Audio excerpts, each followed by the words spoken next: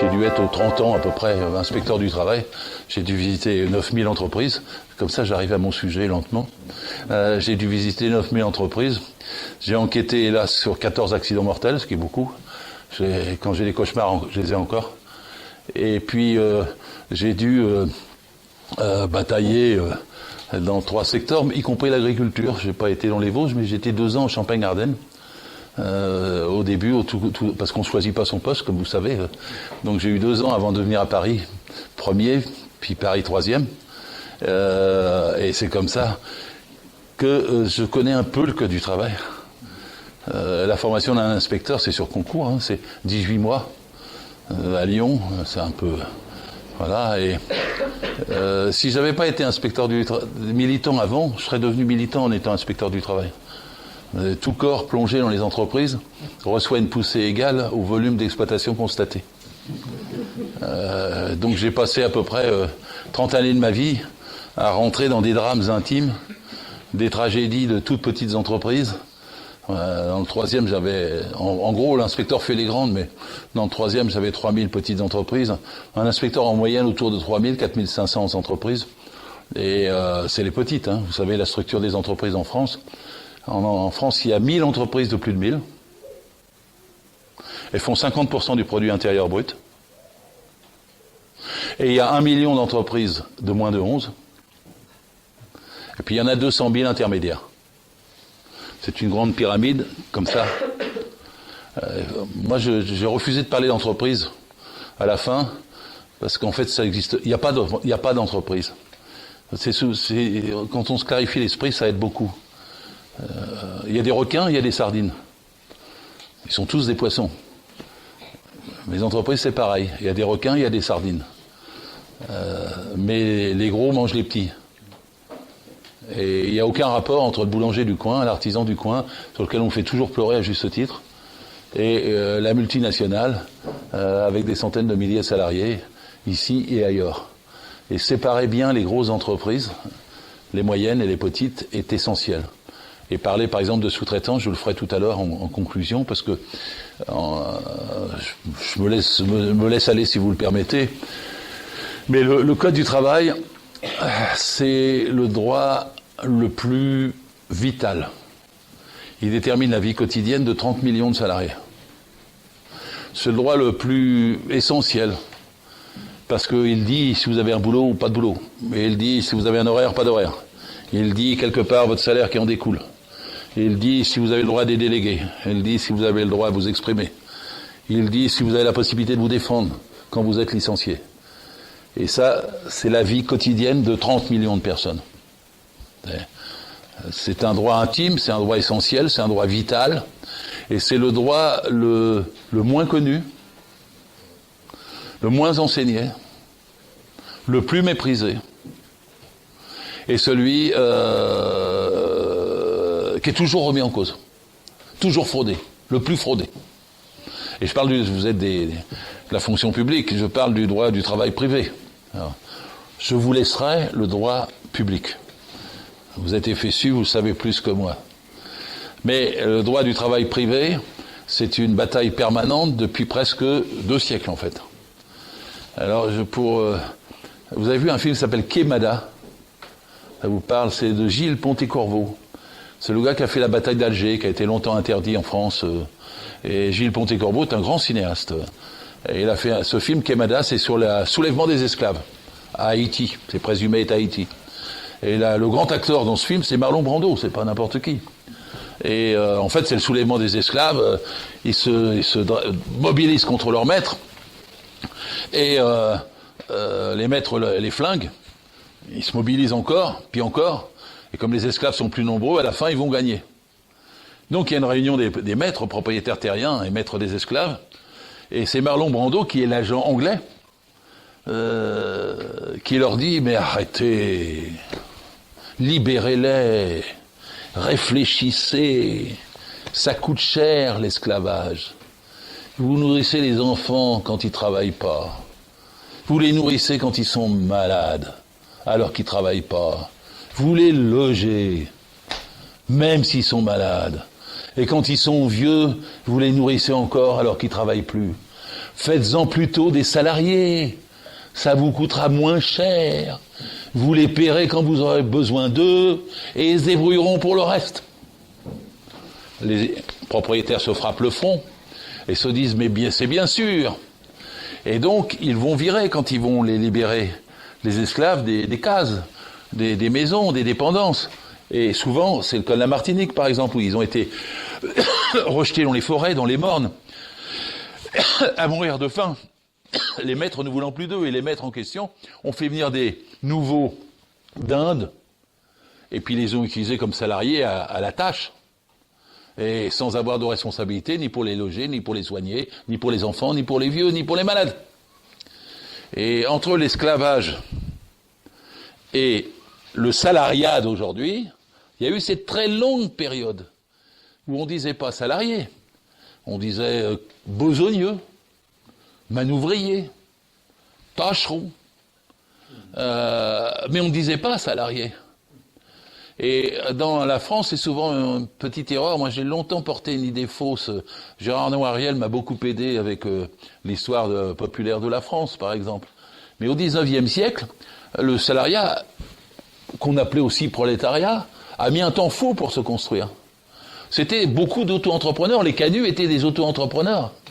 Vous regardez Germinal, vous avez le chef de la famille et des amis et de la fratrie qui dirige l'équipe pour aller à la mine. Et c'est lui qui reçoit le salaire et qui le partage. Et la plupart du temps, c'était des gens qui étaient à la campagne l'après-midi, la journée, et qui le soir travaillaient avec un chef qui apportait le travail, commandait le travail, répartissait le travail et qui répartissait le salaire. Enfin, les émoluments du travail, ce n'était même pas un salaire. Et ça prend tout le 19e siècle. Seulement se construisent des entités avec des usines, des manufactures. Et à ce moment-là, c'est celles qui vont l'emporter, mais elles l'emportent à la fin du 19e siècle. Elles l'emportent déjà sous Napoléon III, puis à la fin du 19e siècle et au début du 20e. Au début du 20e, pour vous dire quand même le chiffre que je vais vous faire parcourir, c'est que en 1910, en France, il y avait 3 millions de salariés. Aujourd'hui, il y en a 30 millions. Vous comprenez pourquoi le Code du travail est devenu un enjeu entre-temps. Et on peut comprendre quelque chose aussi de très important. C'est qu'au moment du Front populaire, pour prendre cette date, le salariat, c'était quoi 9-10 millions. C'est dur de savoir les chiffres exacts, mais le salariat était minoritaire. Largement minoritaire. La paysannerie l'était toujours. En 1945, le salariat est encore minoritaire. Et probablement 55% d'indépendants. Artisans, commerçants, paysans, c'est 55%. C'est pour ça que ceux-là ne veulent pas de la sécurité sociale. Ils n'ont pas confiance dans la sécurité sociale des salariés qui sont minoritaires à l'époque et qui ne sont que 45% de la population active. Mais c'est eux qui vont perdre. Entre 1945 et 1968, le salariat progresse numériquement et en fait va devenir majoritaire dans les années 68, 70, 80. Rappelez-vous peut-être de la phrase de Mitterrand. Je ne fais pas la publicité de François Mitterrand, mais il avait dit quand il avait été élu en 81, c'est la victoire de la majorité sociologique. Il s'était fait engueuler d'ailleurs par tout le monde pour avoir dit ça. Mais il avait raison. La gauche le gagne, malgré la personnalisation de la vie politique qui est introduite par le référendum de 1962, où on élit un roi, pouvoir personnel. C'est fait pour que la gauche ne gagne jamais. Mais elle gagne quand le salariat devient vraiment majoritaire. Et permet d'élire en 1981 Mitterrand une première fois. L'apogée du salariat dans la population active française est probablement à la fin des années 90, avant 2000. La meilleure année des annales de l'histoire du salariat français, toutes choses confondues, il y a des annales sociales. Et c'est 2000. Et à ce moment-là, le salariat est à 92-93% de la population active. 92-93% de la population active. Vous savez, c'est là où en politique on cesse de dire alliance de classe, front de classe, alliance avec la petite bourgeoisie. le mot disparaît beaucoup. Parce que tout simplement, il n'y a plus qu'une seule grande classe. C'est seulement en apparence que c'est pas pareil. Entre l'ingénieur et le balayeur, entre le mécanicien et l'informaticien, entre le cheminot et le métallo, entre l'infirmière et la caissière. C'est seulement en apparence, parce qu'ils ont un point commun fondamental. Ils n'ont que leur force de travail à vendre. C'est un point décisif. Le reste, c'est du vent. Vous n'avez que votre force de travail à vendre. L'INSEE qui fait une catégorie à part des enseignants et les catégories intermédiaires a tort depuis très longtemps.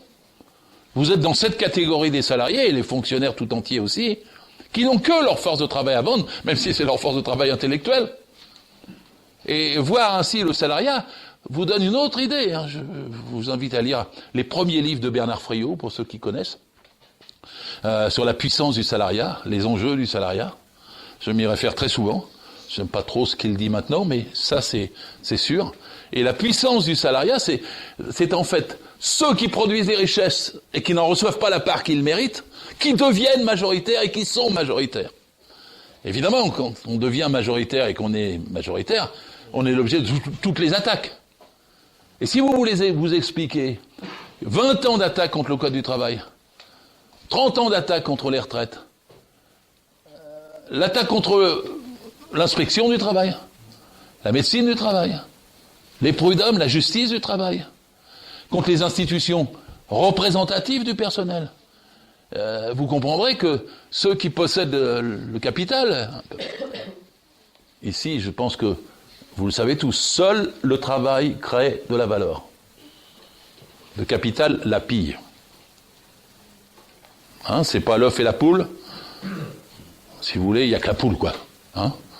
Seul le travail crée de la valeur. Et nous sommes 30 millions aujourd'hui. Et je devrais ajouter, c'est le jeune de l'UNEF avec qui je parlais tout à l'heure, que les jeunes étudiants sont des salariés en formation. Les chômeurs, caractérisés toujours comme il faut, ce sont des salariés temporairement privés d'emploi. Et les vieux comme moi, on vit au jour le jour grâce à ceux qui travaillent. Par exemple, vous travaillez, moi je suis retraité, je vous aime. C'est par votre travail de tous les jours que la retraite est payée. Et donc en vérité, le salariat est la force sociale numérique, sociologique, économique, majoritaire. Majoritaire. Et c'est comme ça qu'elle s'est construite. Toute une série de droits depuis un siècle. Qu'elle a balayé les lendemains de l'esclavage, des besogneux, des tâcherons, des journaliers, des manouvriers, et qu'il y a un statut qui a été construit. Et ce statut, c'est le Code du travail d'une part, qui est la loi de la République, et les conventions collectives d'autre part, qui sont les négociations qui permettent d'adapter le Code du travail aux métiers, branches et catégories différentes des salariés. Le Code du travail, il a été décidé en 1906. Décidé. Écrit et publié en décembre 1910. Et il a sa source dans la catastrophe de Courrières. Cette catastrophe où, dans les mines, il y a 1099 morts d'un seul coup pour un coup de poussier. J'ai appris parce qu'au début, je disais coup de grisou, et un spécialiste est venu me corriger. Il m'a dit, c'était un coup de poussier. Mais ils sont tous morts, 1099. Et le patron s'en est foutu comme d'une guigne, évidemment, c'est comme dans Germinal. Et il a dit aux gens, retournez travailler. Et les gens n'ont pas voulu. Ils ont dit, on veut d'abord chercher les survivants. Le patron a refusé de chercher les survivants. Et il y a eu, 15 jours plus tard, l'accident a eu lieu le 15 mars 1906, le 31 mars 1906, 14 mineurs, 13 plus 1, qui sont sortis différemment, après avoir été 15 jours dans les mines à chercher une issue. Il n'y avait pas BFM Télé, mais la France entière l'a su. Et donc il y a eu un soulèvement avec une grève historique des mineurs. Clémenceau a d'abord fait semblant, comme font ces gens-là, de dire on vous aime, et ensuite leur a envoyé la police. Et ensuite a pris une décision historique, c'est de construire un ministère du Travail. Parce qu'avant Courrières, le ministère du Travail, c'était une cellule dans le ministère de l'Économie. Vous savez, comme si c'était Macron déjà. Et ils ont extirpé la cellule du ministère de l'économie et ils en ont fait un ministère indépendant. Et ils ont dit on va créer un code. Et le temps d'écrire le code, ça a pris 1906, 1910, 4 ans. Le premier code, il y avait 3 lois et 80 décrets. Mais petit à petit, il s'est enrichi de grève en grève, de lutte en lutte. Le code du travail est fait de larmes et de sang, de lutte et de sueur. Il incarne toute l'histoire de ce salariat se constituant avec ses statuts. Alors, je ne vais pas décrire tout, quoi, la réduction du temps de travail, etc. Mais enfin, quand même, on passe de la journée de 17 heures en 1839, elle est limitée pour les enfants en 1841. Il y a un rapport d'un célèbre médecin de l'époque, Villermé, qui pousse à ça. Et puis ensuite, pour les femmes, avec des arguments absolument mauvais. L'argument pour les enfants, c'était de dire ils meurent trop tôt, on n'a pas de soldats. Et l'argument pour les femmes, c'était elles sont trop malades, elles n'ont pas assez d'enfants. Donc les arguments, c'était pas pour la personne, c'était pour l'utilité politique, militaire qui pouvait être fait de leur personne. Mais la réduction du temps de travail se fait quand même progressivement. Et en un siècle et demi, on va quand même passer de la journée de 17 heures à la journée de 10 heures maxima. Et 8 heures normales. Vous savez qu'aujourd'hui, j'en serai en conclusion, il y a une bataille, vous allez le voir la semaine qui vient, pour la journée de 12 heures. C'est pour revenir pratiquement un siècle et demi en arrière. Mais on est quand même passé de 17 heures à 10 heures, même l'Europe, l'Union européenne, c'est mieux que l'Europe, elle fixe le repos quotidien à 11 heures. Et la journée de travail maxima 10 heures. Il faut un siècle et demi pour parcourir ça. Alors le code du travail, vous voyez, se remplit tout le XXe siècle. Et puis il naît surtout après la guerre, avec un rapport de force sociale au début considérable. C'est là qu'il naît les comités d'entreprise, les délégués du personnel. Les délégués syndicaux ne viennent que sous Mitterrand, en vérité, dans les lois Auroux. Ils percent leur nez après mai 68, mais pas de façon satisfaisante. La section syndicale n'est pas encore complètement autorisée, avec une personnalité. Les délégués syndicaux, et puis les comités hygiène, sécurité, conditions de travail, qui ne naissent véritablement dans toutes leurs dimensions qu'en 1982. Le travail pour construire les IRP, alors souvent on a même oublié le mot IRP, pourtant, institution représentative du personnel. L'inspection du travail, elle, les premiers sont des notables au milieu du 19e siècle. Elle est créée en 1892. Elle se développe, c'est l'OIT, Convention 81, qui en fait une inspection indépendante, ce qu'elle n'est pas en vérité maintenant. Mais l'inspection indépendante, ça veut dire qu'elle est, comme des magistrats, chargée d'alerter les gouvernements en place sur le sort qui est fait aux salariés. Ce ne sont pas ils sont pas neutres. Ils sont indépendants, mais pas neutres. Et ils sont là pour contrôler les employeurs. C'est la police des patrons.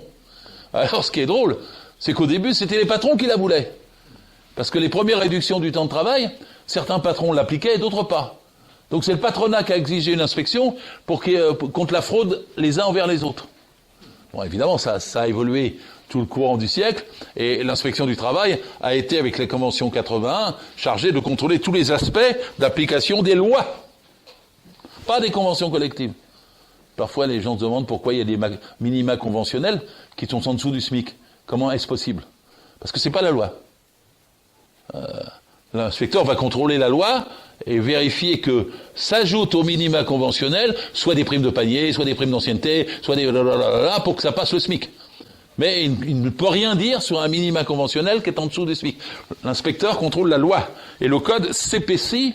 Alors, ils sont très drôles parce qu'à la fin, vous voyez encore cette séquence de Bayrou, je crois, qui sort un jour à la télé, le gros code du travail, puis qui dit, s'il y a du chômage, c'est à cause de ça. Vous avez tous été ministres les uns et les autres. Je vous donne un petit exemple. Ah, vous avez amené... Voilà, je vous ai amené. Ça, c'est sur le travail. Ça, c'est le code du travail suisse. 4% de chômage. Et ça, c'est le code du travail français. Voilà. Puis après, il sort un petit code comme ça, puis il dit en Suisse, regardez la grosseur du code, bah, ça est mieux en Suisse. Il mentait 3 fois, c'est un nul, il sait pas. D'abord, le gros code du travail qui sortait, c'était le Dalloz. Dedans, il y a 620 pages de loi, et le reste, c'est des arrêtés, des décrets, de la jurisprudence, parce que les éditions en question arrivent à tripler le volume, mais il n'y a que 600 pages. Et ensuite, en Suisse, il n'y a pas de code du travail. C'est une convention qui a été signée à Berne dans les années 30 et qui fait une référence générale aux principes de la SDN de l'époque et de l'Organisation internationale du travail naissante. Mais il n'y a pas de code du travail. C'est 2 fois mentor et 2 fois imbécile. Imbécile parce qu'on n'a pas le droit de ne pas savoir ces choses-là. Et mentor parce qu'on n'a pas le droit de dire à la télévision le code est trop gros. Il n'est pas trop gros le code du travail. Pas trop gros. Il est plus petit que le code du commerce, que le code de la route. Que le code, tous les codes sont plus gros que le code du travail. C'est le code du travail qui est le plus petit. Moi, je suis souvent baladé dans les télés en mettant le petit code. Il y a une année où seules les lois ont été publiées en 2007, quand ils ont fait une recodification. Mais en vérité, il est gros comme ça. Le reste, c'est la fioriture qui a été rajoutée et dont les gens se servent pour se tromper. On dira, mais même 600 pages, c'est trop. Mais enfin, il y a 10 lois qui comptent. 10 lois. Vous avez le droit à un bulletin de paye. Ça, c'est ce qu'ils remettent en cause maintenant. Hein. Et le numéro, et les gens vont perdre leur bulletin de paye et leur référence et le contrôle même de la façon dont leur salaire est calculé. Ils ont droit à une durée du travail. Ils dérogent aussi, parce que maintenant, on ne sait plus ce qu'est temps de travail, télétravail, etc. C'est plus calculé de la même façon, etc. Ils ont droit à un statut, c'est-à-dire, dans la convention collective, il y a des niveaux, des coefficients et des qualifications. Le patronat ne négocie plus depuis des dizaines d'années, alors qu'elle permettait justement d'avoir une garantie d'évolution de carrière et de pouvoir progresser. Quand ça n'existe plus, les gars ils restent dans l'usine avec le SMIC plus 200 € pendant 20 ans, 30 ans, 40 ans, parce qu'il n'y a plus de grille, avec des coefficients, des niveaux et des qualifications. Alors c'est trop compliqué, coefficient, niveau, qualification. Non, c'est pas trop compliqué, c'est nécessaire. Parce que c'est comme ça qu'on voit qu'on progresse, c'est comme ça qu'on a un espoir de gagner plus, c'est comme ça qu'on est assuré de gagner plus, parce qu'on va passer d'un échelon, et puis le nombre d'années à l'ancienneté vous permet de le franchir. Il n'y a pas que dans la fonction publique que ça existe aussi dans le privé avec les conventions collectives. Donc le Code du travail est un ensemble de lois fondamentales, et le licenciement. Vous avez peut-être vu un film avec George Clooney, qui s'appelle In the Air. George Clooney joue le rôle d'un licencieur aux États-Unis. Il est dans l'avion, il travaille pour un groupe de boîtes, et quand il atterrit, il va dans une entreprise, il convoque les gens et ils disent on vous licencie. Les gens prennent un petit carton, ils sont accompagnés par les 2 gorilles de la boîte, ils sortent de la boîte, c'est terminé. Il n'y a pas de procédure, il n'y a pas de motivation, il n'y a pas de réglementation, il n'y a pas de préavis, il n'y a pas de contestation. Le droit du travail est ainsi fait. Ma fille elle m'avait dit mais c'est pas possible là-bas, c'est une histoire. Non, c'est le droit du travail anglo-saxon. Mais il y a une convention, la 158, qui est rentrée en France de justesse à la fin des années 91-92 sous Bérégovoy et Martine Aubry. Le patronat ne voulait pas qu'elle la ratifie, mais elle l'a ratifiée. Et la convention 158, elle dit 5 choses. C'est celle de l'OIT. Elle dit vous devez être prévenu, averti, avoir la possibilité d'un entretien. Ça doit être écrit, motivé. Vous avez la possibilité de contester en interne. Et ensuite, si vous n'avez pas de gain de cause, vous avez la possibilité de contester en externe, les prud'hommes.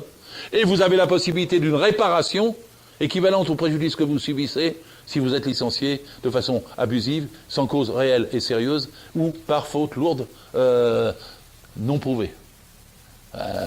C'est une différence entre George Clooney et notre droit.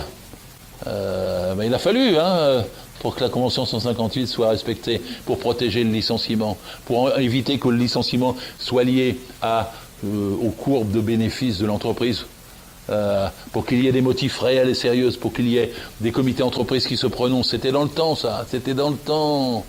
Il y avait un premier comité d'entreprise, on vous donnait un motif, les syndicats pouvaient discuter. Il y avait un deuxième comité d'entreprise, où vous aviez la possibilité de faire des propositions alternatives. Et il y avait un troisième comité d'entreprise où on parlait des noms, et où on discutait des noms, des groupes, des services, là où on pouvait, là où on pouvait pas. C'est-à-dire une procédure qui pouvait durer 6 mois, 9 mois, jusqu'à une année ou plusieurs années, quand la force du mouvement syndical et des salariés était suffisamment grande. Tout ça, ça a été balayé, mais ça a été construit dans les années 60, 70, 80, et mai 68 a beaucoup aidé.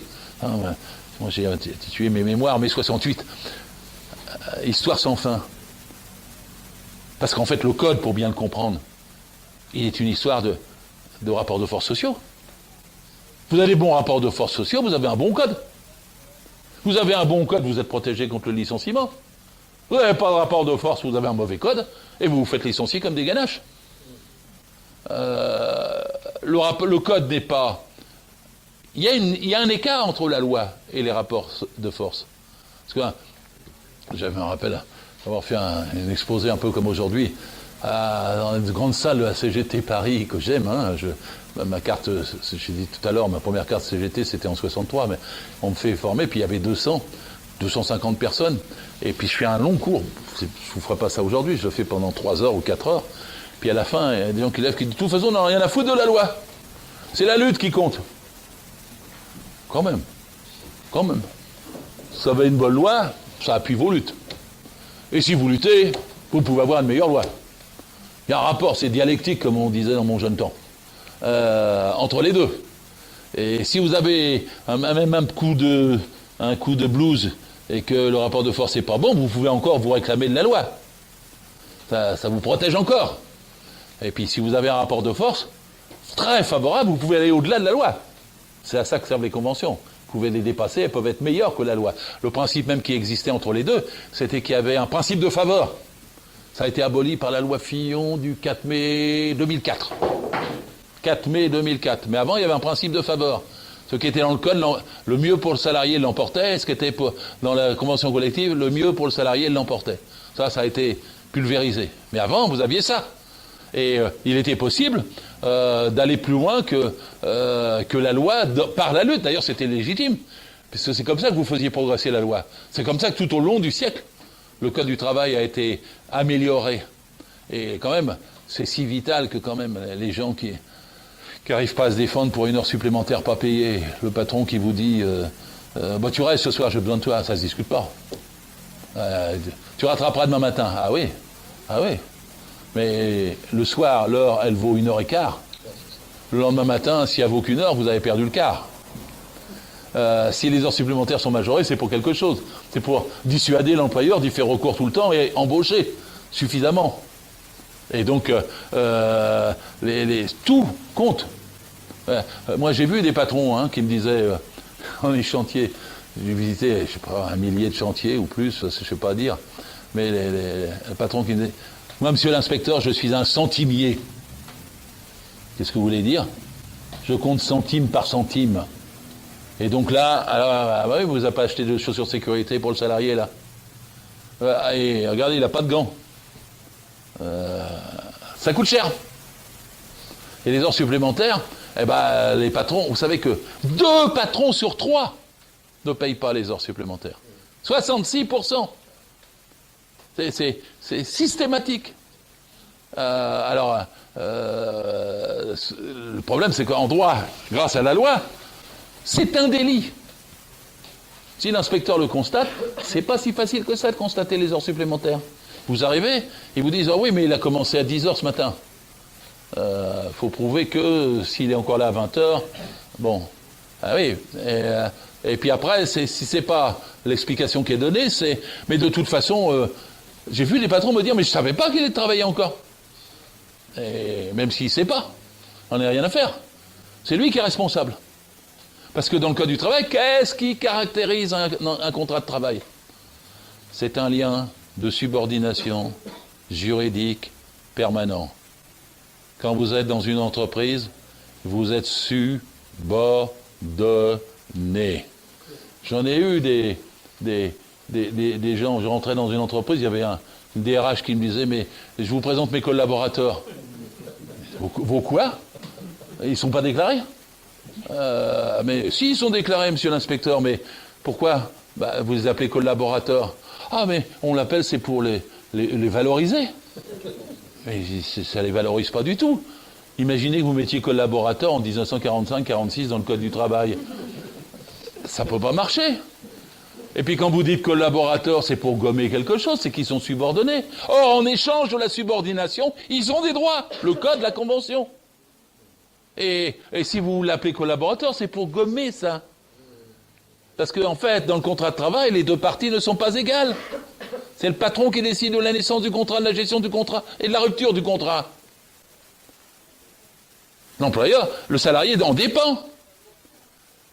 Il est soumis. Si vous niez qu'il est soumis, vous dites les collaborateurs, vous lui enlevez les droits qu'il a en échange de la soumission. Parce que la subordination, la contrepartie de la subordination, c'est le Code du travail. La contrepartie de la subordination, c'est la convention collective. Et ça, c'est un truc, même les gens ne savent pas. J'ai dit tout à l'heure que le Code du travail était parmi les codes les moins enseignés. J'ai toujours vu des gens arriver dans ma permanence pendant 30 ans qui ne savaient rien, mais rien de rien. Vous avez, j'ai vu dans le temps, avant Balladur qui les avait supprimés, il y avait les maîtres d'apprentissage étaient obligés de subir une formation de 200 heures pour prendre des jeunes. Et Balladur avait supprimé ça. Moi, je me rappelle bien parce que on me mettait dans des jurys d'examen pour les bouchers, les charcutiers, les coiffeurs, les garagistes qui prenaient des jeunes en apprentissage. Alors moi, j'avais 2 questions. La première question, c'était est-ce que si le jeune vous demande ce qu'est la convention collective, vous leur répondez? Au bout de 200 heures de formation, j'ai eu une réponse sur 20 qui me disait convention, oui, je sais. Et les autres ne savaient pas. Mais je posais la même question d'ailleurs. Si le jeune vous demande de lire un livre, qu'est-ce que vous lui conseillez? J'avais un blanc. J'ai eu une fois Le Rouge et le Noir de Victor Hugo. Mais je ne me suis pas moqué. Je ne me suis pas moqué. Parce que c'était bien déjà qu'ils connaissent les 2 noms. Et c'est pour ça que l'apprentissage, comme ça, le fait d'envoyer les jeunes sur l'employeur sans formation, comme ça. Le raisonnement maître des employeurs, c'est j'en ai bavé, il faut qu'il en bave. C'est pas je le forme. Et remplacer les lycées professionnels, pourquoi je parle de ça? Parce que je suis... Les lycées professionnels par de l'apprentissage, c'est le pire qu'on puisse faire à des gamins. Comme dit mon fils aujourd'hui, qui est prof dans un lycée professionnel de Bobigny, il dit au moins je les emmène une fois dans l'année au théâtre. Ils iront plus de leur vie. Et donc la formation, l'information sur le code du travail, pour ça que les gens ne savent pas. Vous savez, c'est pas vieux. Ça fait, je suis d'accord, j'ai arrêté en 2010, j'ai 13 ans de retraite, donc c'est vieux. Mais je me rappelle encore, vers 2009, les 2 qui arrivent, le vieil ouvrier d'origine algérienne, je l'ai su rapidement, qui avait été maçon, qui avait mis son costard et sa cravate, il était en retraite, et son fils, 17 ans et demi, il avait mis une cravate aussi pour venir chez l'inspecteur. Je l'ai fait asseoir dans mon bureau. Et bonjour, je vous écoute. Et timide, il parle en même temps. Et le fils dit, ils me battent. Et le père dit, ils le battent. Il était commis cuisine. Une assiette cassée, une gifle. Une bourde, une gifle. Vous croyez que c'est rare dans la restauration? Ben non. C'est très courant. Et on est en 2023. Bien sûr que c'est très courant.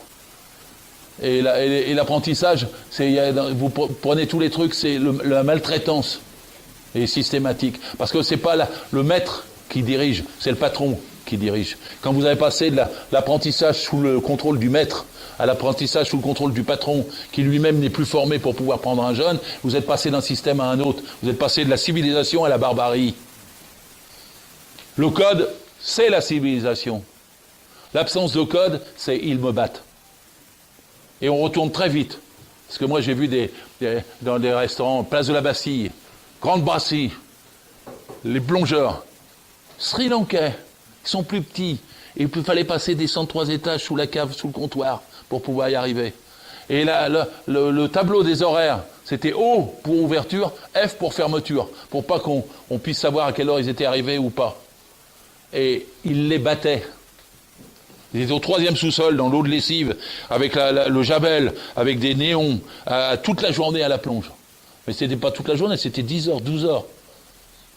Alors, faire respecter la loi et dire 10 heures, c'est la durée maximale du travail. C'est même plus possible aujourd'hui. Vous voyez, les journées de 12 heures. J'ai dit tout à l'heure. Maintenant, j'ai vu des infirmières dans des boîtes privées que j'avais, qui venaient me supplier d'autoriser 12 heures. C'est mieux, on va faire ça en 4 jours. Mais tant que vous avez encore un peu la santé, et encore, la trentaine, pas d'enfants, ou si vous préférez 4 fois 12 heures que 5 fois 8 heures. Mais vous ne tenez pas. Les heures 9, 10, 11, 12 de la journée, vous ne les tenez pas. À la fin, votre corps, il craque. Il faut refuser la journée de 12 heures. La durée du travail, c'est la biologie du corps humain. La biologie du corps humain, c'est pas un hasard. Si les revendications du siècle dernier, c'était les 3-8. 8 heures de travail, 8 heures de loisirs, 8 heures de repos. Si vous passez à 4 fois 12 heures, vous n'aurez pas assez de vos 3 jours pour vous reposer. C'est ce que du SAP veut faire. Hein. La semaine de 4 jours, c'est 4 fois 12 heures. Hein. C'est la rallonge. Oh, c'est bien, ça sera la semaine de 4 jours. Ils ont déjà essayé en Angleterre. Il y a quelques endroits où ça marche. Et puis il y a des gens, ils préfèrent, ils ont moins de transport. Mais l'effet sur la biologie du corps humain est catastrophique. Et le repos quotidien en Europe, il est de 11 heures. Alors c'est marrant. C'est toujours marrant, l'Europe, l'Union européenne. Les fanatiques de l'Union européenne. Macron. Et quand il arrive en octobre 17, il réunit les gendarmes, les policiers, tout dans les grands salons de l'Élysée. Et il leur dit, fini, hein, la directive européenne sur le repos de 11 heures. Ah, fini. Ah, quand ça les arrange.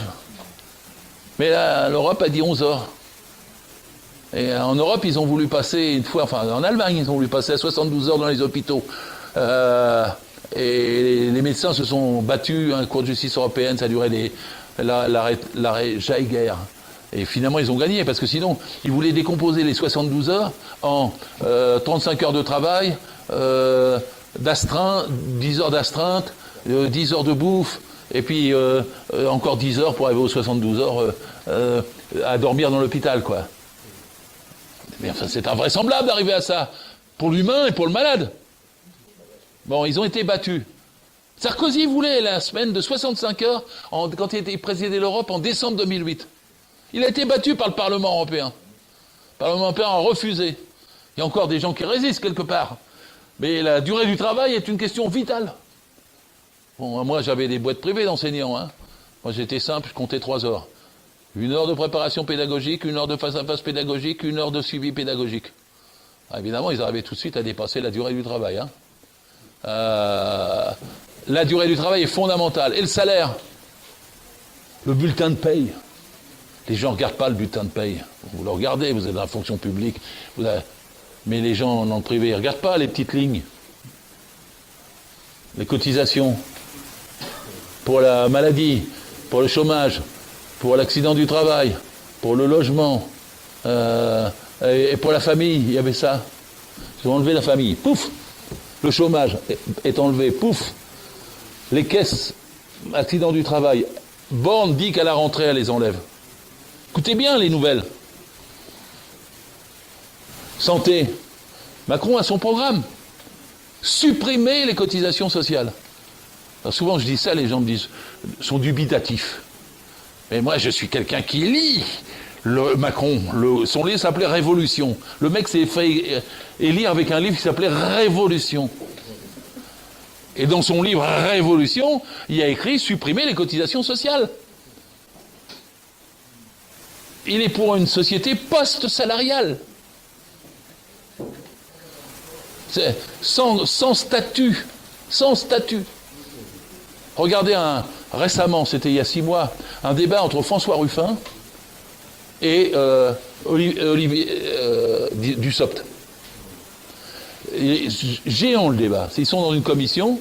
François Ruffin explique qu'il n'y a pas d'emploi créé, que le chômage est toujours le même qu'il y a 6 ans, 7 ans, 10 ans. Il y a 2 400 000 auto-entrepreneurs. Il dit que c'est le chiffre record avec la Hongrie et l'Estonie. Il argumente, tableau à l'appui. Et Dussopt lui répond, mais de façon incroyable. Il dit, oui, mais vous, Ruffin, pour vous, il y a la présomption de salariat. Mais pas pour nous. Pour nous, il y a la présomption d'indépendance. Quelle est la grande transformation du marché de l'emploi sous Macron? Ça tient en 3 tableaux qui sont fournis par Eurostat, qui nous montrent que au niveau de la création de l'emploi sous Macron, on est dans la moyenne européenne avec 2,2%. Qu'en revanche, quand on est sur l'emploi salarié, on est parmi ceux qui créeront le moins d'emplois salariés en Europe, et que là où on explose, c'est sur l'emploi non salarié, où il n'y a que l'Estonie et la Hongrie qui font mieux que nous. L'emploi non salarié, ce sont les micro-entreprises, 2,4 millions de micro-entreprises créées sous le premier mandat de Macron, et qui ne donnent droit ni au chômage, ni à la sécurité sociale, ni à la retraite. Et Pôle emploi envoie quoi aux demandeurs? Je rencontrais encore une demandeuse d'emploi ce midi. Des candidatures qui appelaient opportunités d'emploi, mais en fait, derrière, on dit aux gens de devenir auto-entrepreneurs. Ça pose la question, quand on dit France Travail, de quel travail? Est-ce que c'est ce que nous, on souhaite, des métiers avec des statuts, des revenus, des droits pour la salariée, de la fierté, de l'utilité, ou bien est-ce que ce sont des bouts de boulot avec des bouches-trous flexibles sur un marché de l'emploi fluide? Nous avons un désaccord en réalité sur la manière de créer des droits pour les auto-entrepreneurs et les indépendants. Et le choix que nous avons fait est celui plutôt de la présomption d'indépendance. Je fais le lien avec le travail de plateforme qui donne ses premiers effets. Je souhaite que ça puisse aller plus loin, alors que vous, si j'ai bien compris, faites plutôt le choix de la présomption du salariat. C'est le grand remplacement du salariat par les non-salariés. C'est le grand retour aux besogneux, aux tâcherons, aux journaliers, aux manouvriers, post-esclavage. Et si vous ne me croyez pas, il y a des chiffres. Parce qu'actuellement, le salariat en population active, je dis toujours dans tous mes articles et tout que c'est 90% des actifs, je ne change pas. Mais en vérité, ce n'est pas tout à fait vrai.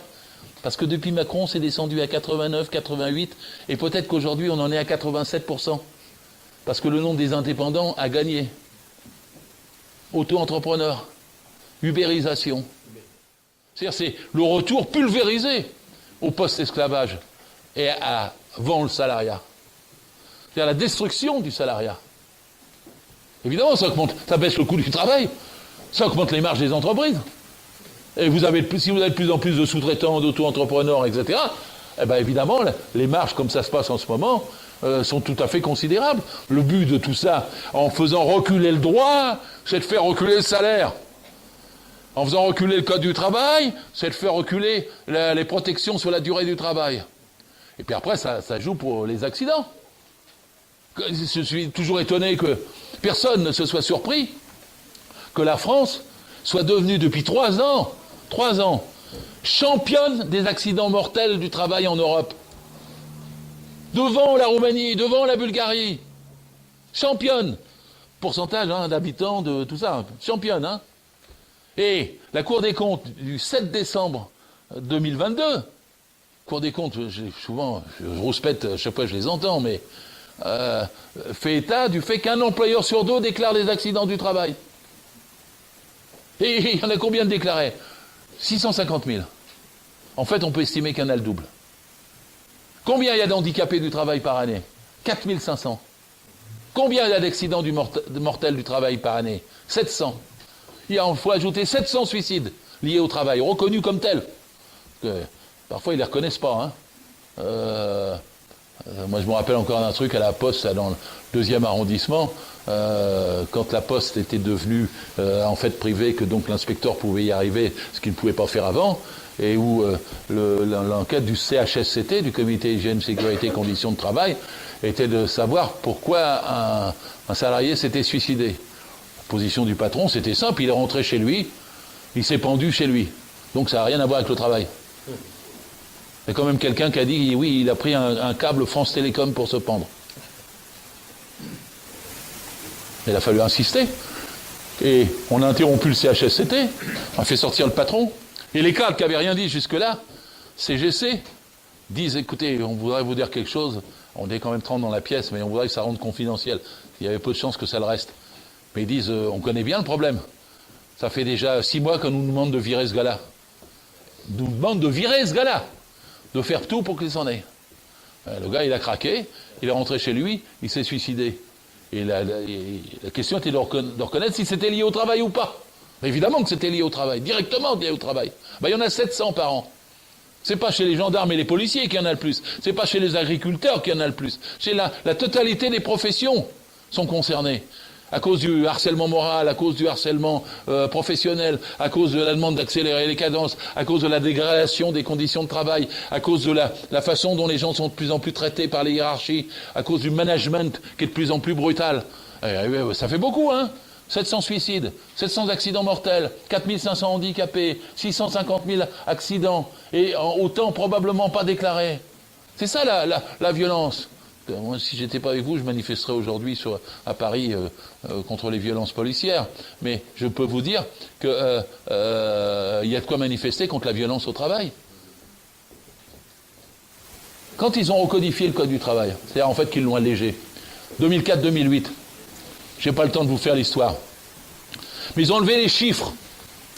Il y avait à cette époque-là encore des limites pour le poids des charges. 25 kilos. Pour les femmes, ça pouvait être plus bas. Ils ont enlevé les limites en disant on ne peut pas savoir, ça dépend des conditions, de la chaleur, de tout ça, on ne met plus de limites, comme ça, il faut que ça soit raisonnable. Ils ont enlevé aussi la chaleur. Moi je dis toujours, hein, on veut combattre le réchauffement climatique. Bon. D'abord, on est dans une société qui dépense 2500 milliards d'armement par an, pas pour sauver la planète, mais pour faire des armes, pour la détruire. Mais après, qui souffre de la chaleur en plus? Ceux qui travaillent. Ceux qui travaillent. 30 millions de salariés. Il n'y a pas de loi pour les protéger. L'INRS, qui est à Nancy, l'Institut National de Recherche et Sécurité au Travail, dit à 32 degrés, on arrête. Je vais même vous raconter, vous avez peut-être vu, sinon je vous le conseille, un film qui s'appelle La chaleur tue au travail, Arte. Il y a toujours quelque chose à trouver sur Arte. Eh bien, ils interviewent un Qatari. Et le Qatari dit, ici nous avons régulé, je ne le crois pas, hein, mais ici nous avons régulé à 32 degrés, allez savoir pourquoi virgule 1, on arrête de travailler. Et entre juin et octobre, on ne travaille pas entre 10h de l'après-midi et 15h de l'après-midi. Bon, ils vous montrent une vague tente plus ou moins réfrigérée, je ne les crois pas. Mais ils ont besoin d'afficher une loi. Vous ne pouvez pas le faire en France. Il n'y a rien.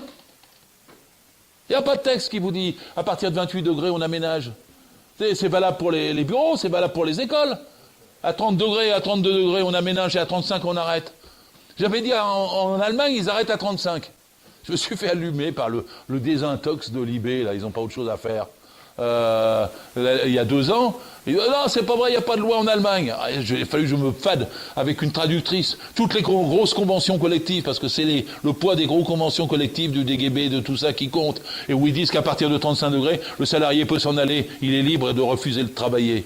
Alors c'est pas la même interprétation juridique, mais Libé s'était attaqué à moi au lieu de m'appuyer pour dire il faut que Dussopt fasse une loi dans laquelle il y ait la durée, la température maximale. Bon, moi je savais, avant, les canicules même. Je rentrais dans une cuisine, ça m'est arrivé, j'avais une chemisette, je restais 3 minutes, elle était trempée en 3 minutes. 50 degrés. Le cuistot dans la cuisine. 50 degrés. Alors on dit oui, mais alors si on réduit le travail et tout, regardez les Africains, mais les Africains ils meurent plus jeunes. Le travail tue. La chaleur tue au travail.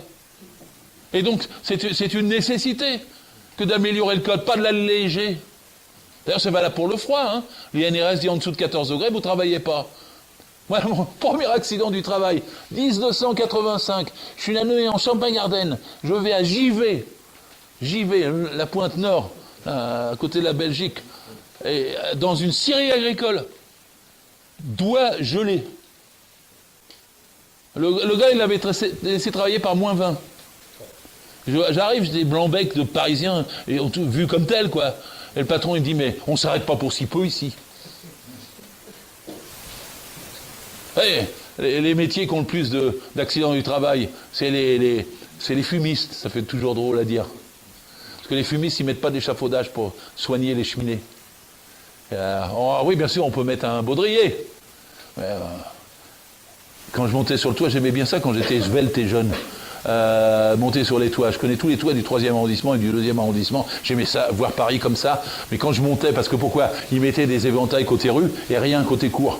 Et les chutes se faisaient de cette façon-là. Donc j'arrivais à monter jusqu'en haut. Ils me voyaient arriver. Et j'ai entendu la réponse 10 fois. Mais, monsieur l'inspecteur, je suis jamais tombé. 50 berges, je suis jamais tombé. Vous avez une version pour leur réponse. Je dis, vous connaissez Tabarly? T'es un navigateur. Le gars, il avait dit, celui qui tombe d'un bateau dans la mer, c'est qu'il n'avait pas sa place sur le bateau. Alors, il aurait mieux failli porter une ligne de vie, parce qu'il ne serait pas tombé lui-même. Il est mort ainsi. Alors, voilà. Mais en fait, les gars, s'ils ne mettent pas ça, s'ils ne mettent pas de baudrier, ils ne mettent pas de ligne de vie, etc., c'est parce qu'il faut aller vite. Et ils ne mettent pas d'échafaudage pour une cheminée, parce que ça coûte trop cher. Il y a toujours une raison financière derrière. Je suis un centimier.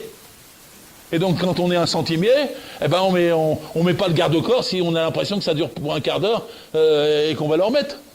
J'adore ça, arriver sur le chantier. Il n'y a même pas besoin de parler au patron qui est à côté de vous.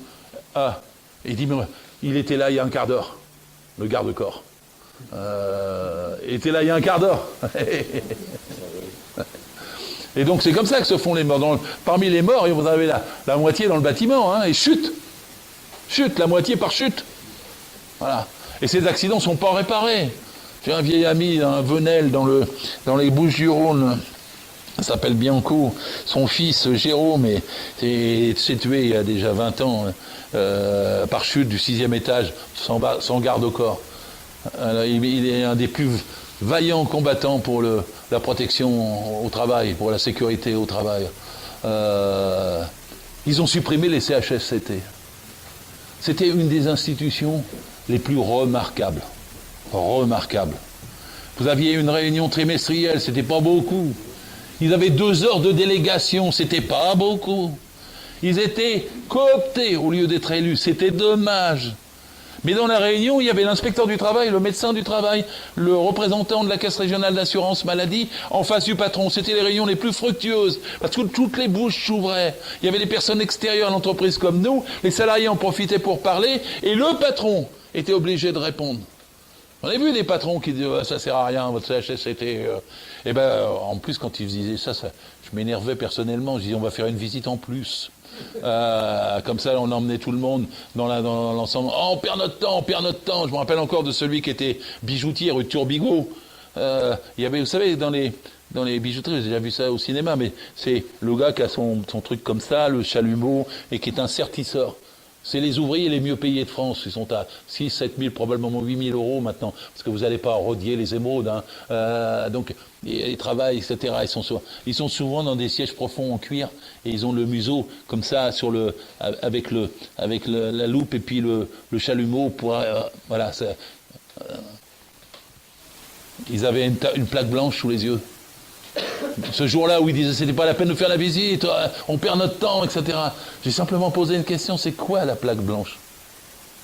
Jusqu'à ce qu'on découvre la facture d'origine et qu'on comprenne que c'était de l'amiante. Et que les gars, ils travaillaient le nez collé sur l'amiante toute la journée depuis des années et des années et des années. Et qu'il fallait simplement renvoyer au médecin du travail. Et puis en plus, vérifier ensuite ce qui est de leur santé. Et leur donner les certificats nécessaires s'il y a un asbestose, un mésothéliome ou bien un cancer de la plèvre se découvrait, puisque c'est toujours tardif. Après, je rentrais tranquille. Je rentrais chez Cartier, avenue de l'Opéra. Je rentrais. Je traversais tout. J'allais là où il y avait les réparateurs, les sertisseurs, etc. Le gars me regardait comme ça quand même. On reçoit des émirs, pas un inspecteur du travail en blouse jean. Qu'est-ce qu'il y a? Ça, c'est quoi? Oh, monsieur l'inspecteur, vous pensez pas que c'est de l'amiante quand même? Ah bon? Alors on appelle le fournisseur, on recherche la facture, c'est de l'amiante. C'est pour ça qu'il y a besoin de contrôle, parce qu'il ne suffit pas d'avoir des lois, il faut avoir des inspecteurs pour appliquer la loi. Nous sommes 1600 inspecteurs du travail, à tout casser, pour 1 million 200 000 entreprises. Parce que moi, je ne compte pas les auto-entreprises. Une entreprise, ça commence avec un salarié. L'INSEE va vous dire qu'il y a 3 800 000 parce qu'il compte les auto-entrepreneurs. Moi, je compte à partir d'un salarié. Il y a 1 200 000 entreprises. On est 1600 pour les contrôler. 1600. Alors, en plus, ils nous ont enlevé notre indépendance. Quand j'étais en fonction, on a toujours meilleur souvenir du passé, c'était bien dans mon temps. Mais au moins, on avait des sections, un inspecteur, 2 contrôleurs, 2 secrétaires et un territoire. On agissait en opportunité dans une zone où nous étions indépendants et où nous étions les seuls à agir. Maintenant, ils ont remanié, et ça c'est Sapin qui a fait ça. Ils ont remanié, ils ont fait des unités de contrôle. Ils ont fait passer les contrôleurs inspecteurs. Ils étaient contents. Ils passaient de B à A. Et puis ils ont mis tout le monde A. Puis ils ont mis un chef par-dessus. Qui dirige en fait, l'ancien inspecteur qui dirige les 8 ou 9. En fait, vous avez dégradé les inspecteurs dans leurs fonctions avant de chef de service. Vous avez fait monter les contrôleurs. Vous avez brouillé tout ça. Et c'est le chef qui dit vous allez là, vous allez là, vous allez là. Votre PV, j'en veux pas, etc., etc. Donc vous avez fait reculer l'indépendance de l'inspection, simplement par des mesures administratives. Michel Sapin.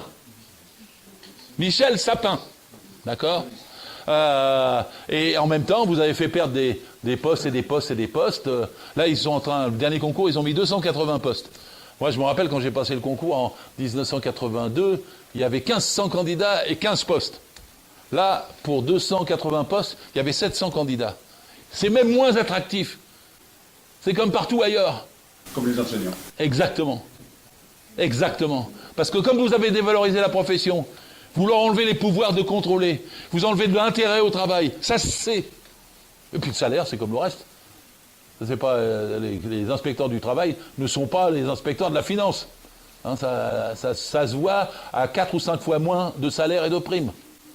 Donc vous avez des situations où en fait la totalité du droit a reculé, c'est-à-dire la totalité de la civilisation.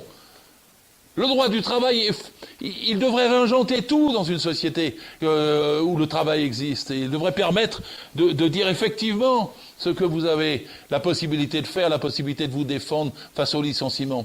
Et enfin, je ne vais pas en rallonger, mais avant la loi El Khomri, avant les ordonnances Pénicaud, avant les lois Sapin et Macron, je parle de 2013 et 2015, il y avait 425 000 salariés protégés, c'est-à-dire qui avaient un mandat. J'additionne les DP, les CE, les CHS, les mutualistes, les délégués syndicaux. 425 000. Vous savez combien il en reste aujourd'hui ? 200 000. Ils ont réussi à diviser par 2 la représentation des salariés auprès des employeurs. Moins d'heures de délégation, moins de CE, moins de DP, pas de CHSCT. Tout ça a reculé massivement. Et évidemment, après, les gens, ils sont plus vulnérables à la moindre et plus soumis aussi. Et plus soumis. Vous ne pouvez pas dire dignement « je ne veux pas faire ça » si vous êtes menacé de licenciement sans cause réelle et sérieuse et vous n'avez aucune chance de gagner au prud'homme. Les prud'hommes, il y a 40% aujourd'hui des cas par rapport à il y a 15 ans. Parce que c'est rendu plus coûteux, parce qu'il faut le faire par écrit, parce que vous avez moins accès, parce que Rachida Dati a fermé un tiers des prud'hommes en son temps, parce que l'ensemble des choses ont fait qu'il y a un recul et qu'il n'y a plus d'élections. Qu'est-ce qui a supprimé les élections prud'hommes ? Michel Sapin. Supprimer les élections prud'hommes, c'était quand même la moindre des choses que les salariés puissent élire leurs représentants pour la justice du travail. Eh ben non, c'est quelque chose qui a été supprimé. Donc et après, l'invention du barème pour la réparation. C'est contre l'OIT, hein. C'est même contre les positions de l'Union européenne. Mais ils ont mis un barème. Vous ne pouvez plus vous plaindre. Moi, avant, je savais, quand je voyais des gens qui avaient 5 ans d'heures supplémentaires impayées, je dis, vous pouvez les réclamer 5 ans en arrière. 5 ans en arrière. On rappelle bien, c'était des petites poignées. C'était une boîte, ils travaillaient pour Vuitton en sous-traitance. C'était à côté de la place de la République. Et alors, ils faisaient des sacs Puis les petites poignées, c'était très minutieux. C'est vraiment un art pour qu'elles se teignent l'ensemble. Ils les faisaient chez eux le soir en plus. Alors, il y avait marqué sur la feuille de paie une somme qui ne correspondait à aucun horaire. En vérité, ils y mettaient toute la famille. Et c'était pas des heures sup. Si je divisais ça, l'argent, par des heures, j'obtenais un nombre d'heures en plus de la durée du travail de la journée, où la patronne leur devait des centaines de milliers d'euros sur de longues années. Bon, d'abord, il faut le découvrir. Ensuite, il faut le recalculer. Ensuite, il faut le sanctionner. Ensuite, il faut aller au prud'homme. Ensuite, il faut que ça soit pénalisé pour l'employeur. Et pour avoir l'argent, c'est une somme de difficultés pour les gens, simplement pour leurs droits, pour leurs dû, pour leur respect, qui leur sont enlevés de cette façon-là. Les petites poignées. Je me souviens de ça. Tous les métiers ont leur pénibilité. Quand j'ai entendu là, un indice de pénibilité. Enfin, le travail au bureau est pénible. Si vous êtes assis 8 heures, vous avez intérêt à porter des boîtes de contention, hein, avec l'âge. Parce que la phlébite, les varices et l'accident cardiaque ou l'AVC, ils arrivent au bureau, hein. Parce qu'on me dit, ah, c'est plus Zola. C'est plus Zola, mais c'est pire. Excusez-moi, c'est pas les coups de poussier qui tuent. C'est les AVC, il y en a 350 000 par an.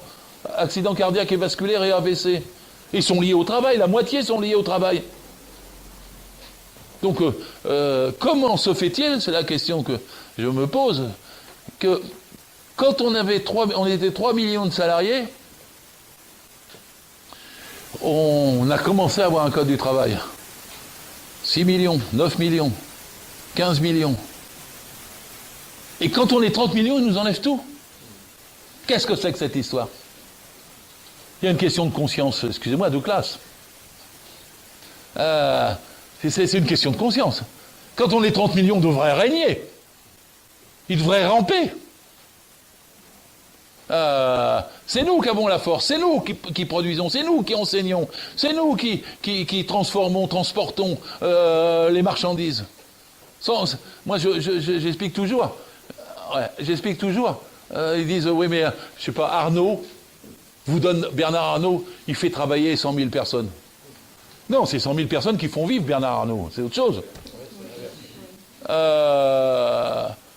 Quand vous travaillez, vous vendez votre force de travail, le patron vous l'achète. Et il fait un profit dessus. C'est vous qui payez le patron. C'est pas l'inverse. Une fois qu'on a compris ça, qu'on développe ces idées, qu'on l'enseigne. Parce que là, quand on fait l'enseignement en alternance sur le droit du travail, que dalle, hein, que dalle. 0 plus 0, la tête à Toto. Mais quand on l'enseigne, la vérité revient. L'envie de la dignité, l'envie du respect, l'envie de la loi, l'envie de la République, l'envie de l'égalité, l'envie du travail bien fait, bien formé, bien payé, pas précaire, revient. Jean-Pierre m'a fait signe qu'il fallait que je m'arrête, alors je m'arrête. Bravo.